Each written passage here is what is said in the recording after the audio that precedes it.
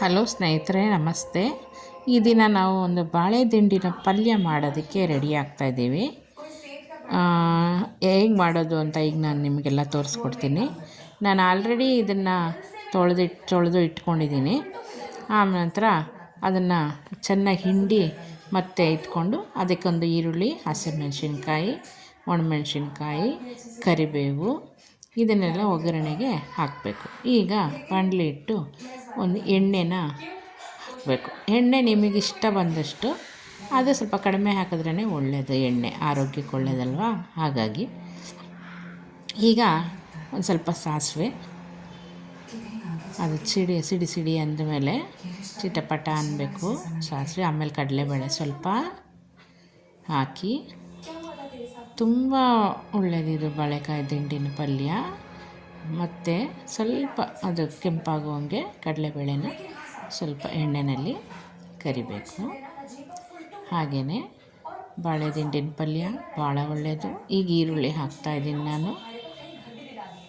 ಈರುಳ್ಳಿ ಹಾಕಿ ಸ್ವಲ್ಪ ಬಾಡಿಸ್ಕೊಳ್ಳಿ. ಸ್ವಲ್ಪ ಅದು ಕೆಂಪು ಆಗಬೇಕು. ಒಂದು ಸ್ವಲ್ಪ ಈರುಳ್ಳಿ ಕೆಂಪಾಗೋ ಹಾಗೆ ಮಾಡ್ಕೊಳ್ಳಿ. ಹಾಗೆ ಅದು ಕೆಂಪಾಗ್ತಾ ಇದ್ದಂಗೆ ನೀವು ಅಲ್ಲಿ ಕುಯ್ದಿಟ್ಕೊಂಡಿರೋ ಅಂಥ ಹಸಿಮೆಣಸಿನ್ಕಾಯಿ, ಕರಿಬೇವು ಎಲ್ಲನೂ ನಂತರ ಹಾಕಬೇಕಾಗತ್ತೆ. ಕರಿಬೇವು ಆಯಿತು, ಹಸಿಮೆಣಸಿನ್ಕಾಯಿ, ಒಣಮೆಣಸಿನ್ಕಾಯಿ ಎರಡು ಮಿಕ್ಸ್ ಸ್ವಲ್ಪ ಹಾಕಿ ಸ್ವಲ್ಪ ಹಾಗೆ ಬಾಡಿಸಿ. ಬಾಳೆ ದಿಂಡಿನ ಪಲ್ಯ ನೀವು ಯಾವುದಕ್ಕೆ ಉಪಯೋಗಿಸ್ಬೋದು ಅಂತ ಆಲ್ರೆಡಿ ಎಲ್ಲರಿಗೂ ಗೊತ್ತದು. ಬಾಳೆ ದಿಂಡಿನ ಪಲ್ಯ ಹೇಗೆ ಅದು ನಮಗೆ ಉಪಯೋಗಕರ ಅಂತ ಹೇಳ್ಬಿಟ್ಟು ಎಲ್ಲರಿಗೂ ಈಗಾಗಲೇ ತಿಳಿದಿದೆ ಅಲ್ವಾ. ಕಿಡ್ನಿ ಸ್ಟೋನ್ ಇರೋರಿಗೆ ಅವರಿಗೆಲ್ಲ. ಈಗ ನಂತರ ಅದನ್ನು ನಾನು ಆ ಬಾಳೆ ದಿಂಡನ್ನು ಹಿಂಡಿ ಇಟ್ಕೊಂಡಿದ್ನಲ್ಲ, ಅದನ್ನು ಬಾಣಲಿಗೆ ಹಾಕ್ತಾಯಿದ್ದೀನಿ. ಒಗ್ಗರಣೆಗೆ ಹಾಕ್ತಾ ಅದನ್ನು ಹಿಂಡಿಬಿಟ್ಟು ಹಾಕಬೇಕು. ಆನಂತರ ಅದಕ್ಕೆ ಮತ್ತೆ ಅದನ್ನು ಸ್ವಲ್ಪ ಚೆನ್ನಾಗಿ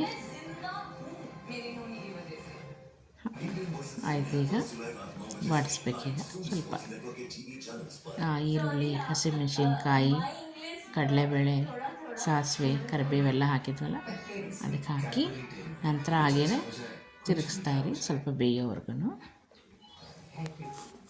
ಬೇಯಬೇಕು. ಅದಂಗೆ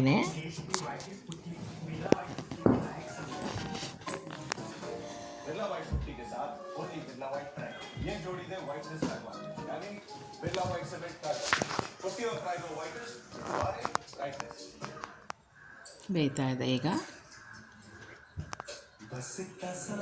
ಸ್ವಲ್ಪ ಅದು ಚೆನ್ನಾಗಿ ಬೇಯಬೇಕು.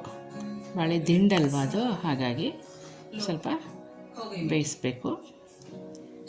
ಬೆಂದಾದಮೇಲೆ ಸ್ವಲ್ಪ ಉಪ್ಪು, ರುಚಿಗೆ ತಕ್ಕಷ್ಟು ಉಪ್ಪನ್ನು ಹಾಕಿ ಮತ್ತು ಅರಿಶಿನ ಸ್ವಲ್ಪ ಹಾಕಬೇಕು. ಆನಂತರ ಸ್ವಲ್ಪ ಹಂಗೇ ತಿರುಗಿಸ್ಕೊಡಿ. ಹಾಗೆಯೇ ಸ್ವಲ್ಪ ಬೇಯಲಿ. ಸ್ವಲ್ಪ ಹಂಗೆ ತಿರುಗಿಸ್ತಾ ಇರಬೇಕು. ಹಾಗೆ ತಿರುಗಿಸ್ತಾ ಇರಬೇಕು. ಅದಾದಮೇಲೆ ಎಲ್ಲ ನೋಡಿ ಎಷ್ಟು ಚೆನ್ನಾಗಾಗಿದೆ ಅಂಥದ್ದು. ಎಷ್ಟು ನಿಮಗೆ ಬಾಳೆ ದಿಂಡು ಬೇಕೋ ಅಷ್ಟನ್ನು ಮಾಡಿ ತಿನ್ಬೋದು, ಅದನ್ನು ಪಲ್ಯ ಮಾಡಿ.